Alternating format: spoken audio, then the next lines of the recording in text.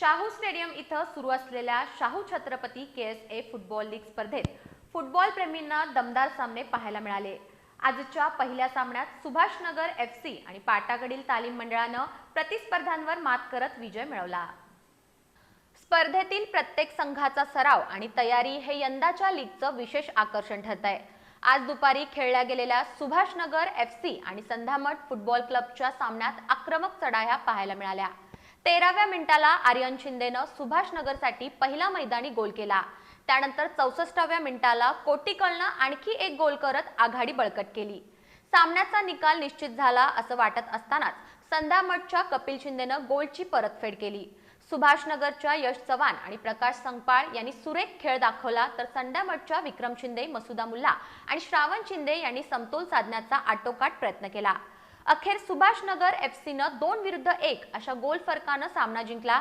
सायंकाळी पाटाकडील तालीम मंडळ आणि बालगोपाल तालीम मंडळ यांच्यातील सामना अतिशय चुरशीचा ठरला।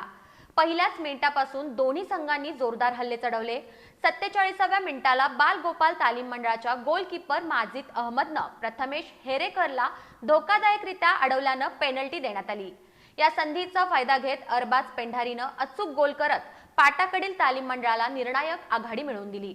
रोहित पवार, नबी खान आणि मोहम्मद सावर यांनी संघासाठी चांगले प्रयत्न केले, तर अभिनव साळुंखे, रुद्रेश धुमाळ आणि प्रतीक पवार यांनी सतत हल्ल्यांचे प्रयत्न करत सामना रंगतदार केला। मात्र शेवटी पाटाकडील तालीम मंडळानं एका गोलनं विजय मिळवला। उद्या दुपारी झुंजार क्लब विरुद्ध रंकाळा तालीम मंडळ आणि सायंकाळी खंडोबा तालीम मंडळ विरुद्ध सम्राटनगर FC यांच्यात सामने रंगणार आहेत।